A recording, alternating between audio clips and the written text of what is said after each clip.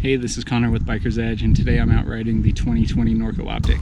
It's got 125 millimeters of rear travel paired to 140 millimeter fork, and it's got downhill intentions. So if that has you interested, stick around, and this one's worth checking out.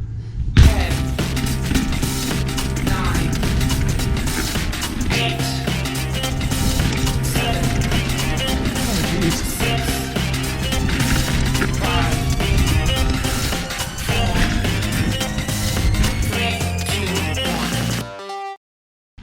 And here we are, just getting into it on the Norco Optic. All new for 2020. This thing is pretty rowdy for a short travel trail bike. It's got 125 millimeters of travel in the rear, 140 in the front, and geometry that's made to party. I'm personally really excited about this one. It's a bike I've been wanting to try since it came out. This short travel rowdy style bike has been really popular lately. They're also just a ton of fun. I'm on a size large today. The reason being is this bike is really long. And large, it has a 480 millimeter reach, which, you know, is the reach number on a lot of extra large bikes from even just last year. So long bike gives you that nice, confident, long front center, really stable, longer wheelbase, but you still kind of maintain that playful nature with the shorter travel amounts.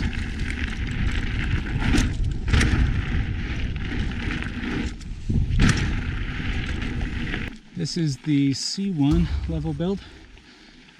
I think it retails around 6,000 bucks. This is not the Access kit. The one below that has an XTR drivetrain paired with XTR brakes. They are the 4-piston brakes, however, not the 2-piston. The rest of the build is kind of a mishmash of odd parts. It's like a house branded stem, race face carbon bars, and one that's a little baffling on a $6,000 bike, that X-Fusion dropper post. I'm 6'2", got really long legs, really long arms, kind of lanky. According to Norco's size chart, I should be on an extra large, but this is what we had, and you know, it doesn't feel too bad. This bike pretty much comes with just a straight up downhill shock. It's a special tune that RockShox made for this bike. There is no lockout lever on it. Even if there was one, I don't think I'd be using it. This thing pedals very well without much pedal bob. You know, it's a little bit active, a little bit open, which is great for traction. Great for getting you over those rocky, ledgy climbs. So I don't think you're really missing out by not having a lockout lever. In this build, in a size large, I think we're just a little under 29 pounds. 28 point something, which is pretty respectable. And it feels every bit that light climbing up. Doesn't feel heavy, doesn't feel slow. I don't feel like I'm dragging or wasting a ton of energy.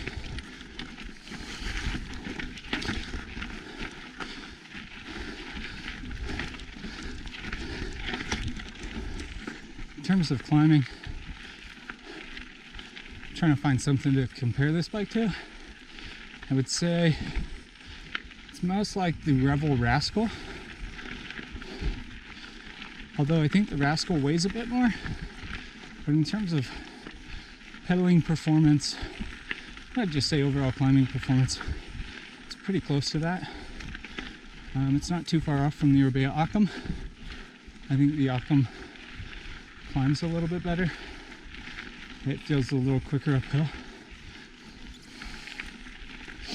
I think this climbs, you know, every bit as well as the new Santa Cruz Tallboy. Probably not quite as well as the new Ibis Ripley. So just some comparisons. If you've ridden any of those bikes, this will kind of help you know where this one falls.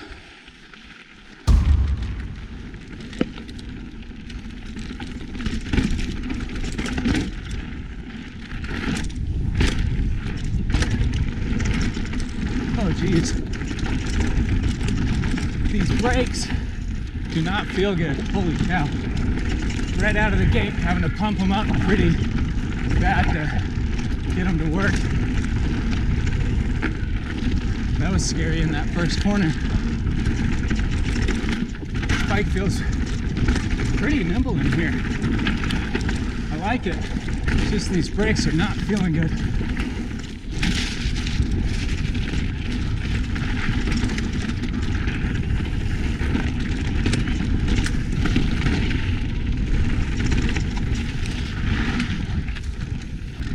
Well, so far in the upper bit, the bike was really nimble, plenty confident. I just did not like the brakes. But getting through all these corners on this bike is really fun. Plenty of grip.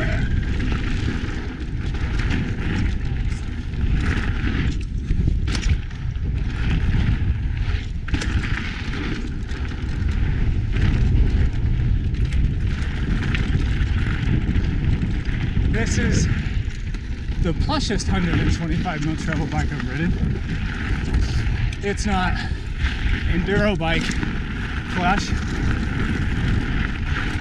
but out of the whole category, you know, like Tallboy, Ripley, Rascal, this is by far the plushest. Uses that 125 really well.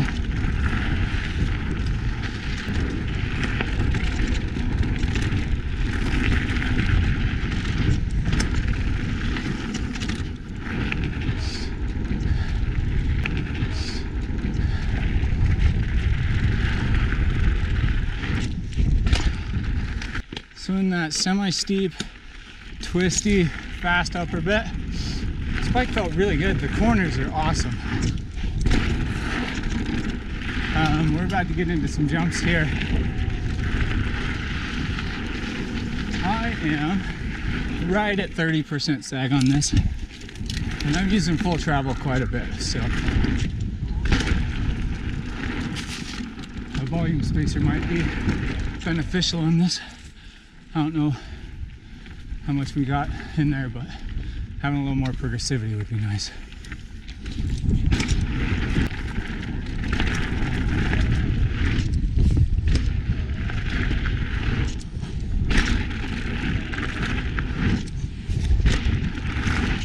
Felt great there. This bike is pretty fun in the air. Got a bigger one here. Nice.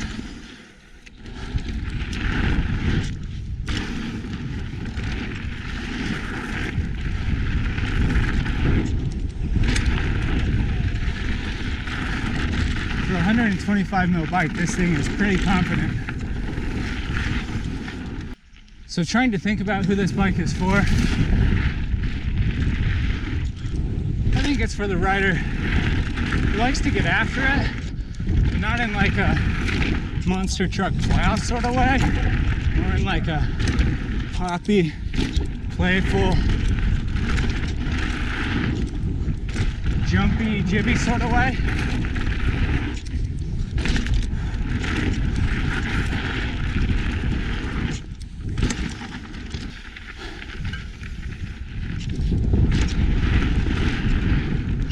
This bike reminds me quite a bit of the Tallboy, but even more confident, maybe even a little more poppy and jibby too. Super fun. By far the most gravity fueled trail bike I've ever ridden.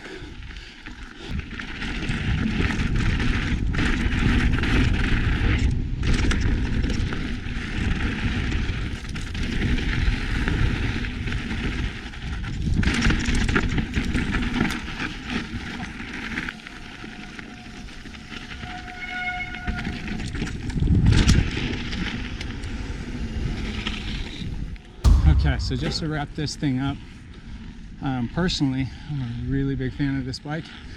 It lived up to all my expectations. I also really liked the Tallboy. The Tallboy is touted as the XC, or the Downhiller's XC bike, and I think this is, you know, maybe you could call this one the Rampage Rider's XC bike. It's just one step burlier than the Tallboy, while still remaining pretty playful and poppy and a good climber. So if you're into having fun on the downhill, not necessarily plowing or racing, but just having fun, and you still like to get out and climb or do big days, I think you should really consider this bike.